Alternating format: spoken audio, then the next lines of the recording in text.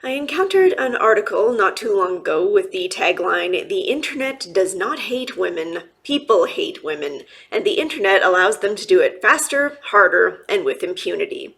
The article is titled, "Who Does She Think She Is?" Who does Ms. Penny think that she is? She thinks that she's far more significant than she actually is. That's what I think. And ironically, it's exactly this kind of attitude that is toxic to not only the author's own mental health, but is toxic to the emotional well-being of and relationships between the sexes. After a brief and frankly insulting opening vignette in which the author discusses a presumably fictional instance of her talking to a crisis hotline worker about all the angry strangers that she has to deal with on a regular basis, she launches right into another tirade that immediately contradicts the opening tagline, no less. That reads as follows: "The internet hates women. Everyone knows that by now, and nobody precisely approves.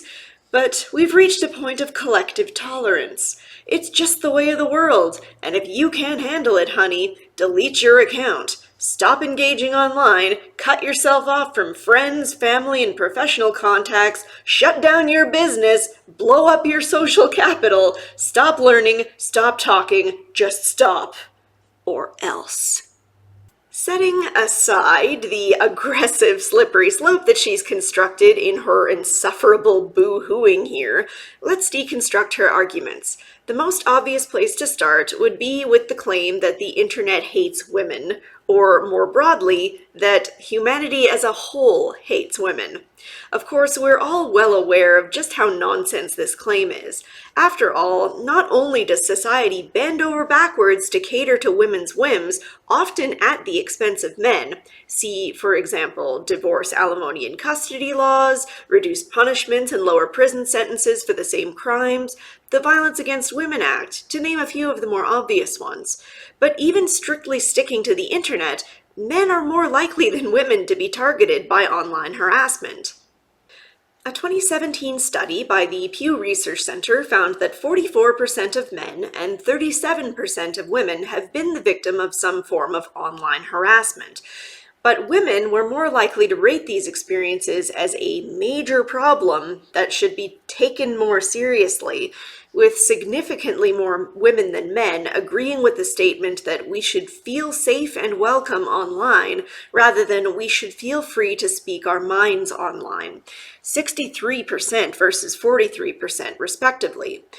While I have no doubt in my mind that some of these individuals have faced what could be called the more extreme forms of harassment, such as doxing or having someone threaten to come and find them in real life, and I don't really begrudge these people for feeling like these scenarios ought to be taken more seriously, the author of this original article clearly doesn't fit in this same category. After all, the first few examples that she provides of her supposed harassment are not at all in the same vein as what I just provided. Heck, 3 out of the 5 don't even use naughty language. The first one? Another day at the Telegraph and another attack on Laurie Penny. I know you'll surely need a moment to recover from the sting of that biting commentary, but the fact that she begins her article with this particular example would seem unusually lucid if it weren't followed by the paranoid screed that it was.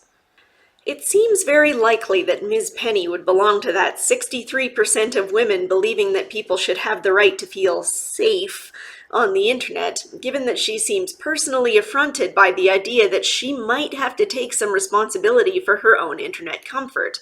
The way she sardonically dances from stop engaging online all the way into shutting down your business, as though this is the logical conclusion, speaks to a certain level of overreacting that has become unfortunately common as of late. So, her overreaction to relatively innocuous comments, no doubt of the "don't tell me to block people, tell them not to harass me" school of thought, leads her to see online harassment as much more of a serious problem than it probably is. Suddenly, one person on 4chan, a place well known for its civilized and intelligent discussion, calling you a nasty name is not just someone being an edgelord, but an indication of a greater societal problem.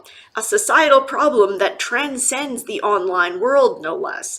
Never mind the fact that said 4chan poster probably moseyed on over to Pol or R9K immediately after their post about you and called some other stranger a bundle of sticks. You've got a victimhood narrative to spin. Take the statement, "We've reached a point of collective tolerance," when talking about the supposed hatred of women online. Now is where we start reaching the point where this line of thinking begins to affect men as well. Let me explain. Ms. Penny and others like her use this overreactionary belief that all men hate women to begin pointing fingers and saying, "See, this is a male problem. It's men who have to change."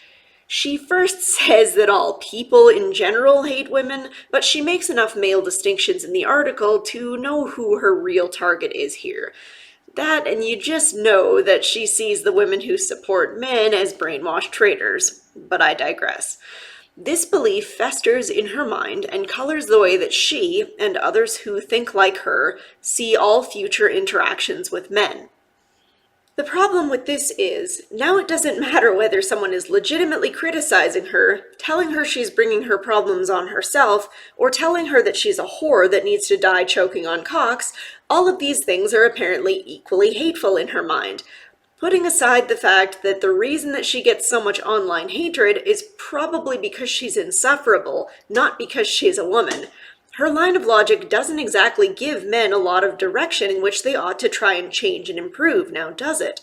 So not only do we have a lot of women taking Ms. Penny's ideas and running with them, assuming that largely innocuous comments are more serious than they ought to be taken, which leads them only to further distrust men both online and offline, but now we also have a lot of men who are essentially being told that no matter what you do, you probably hate women and you probably should work on that. How? By treating women like equals? Obviously not. By offering polite criticism? Are you kidding? That would be misogyny. By simply deciding that the only way to win is not to play at all? Look at how much you hate women. You can't even stand to be around them.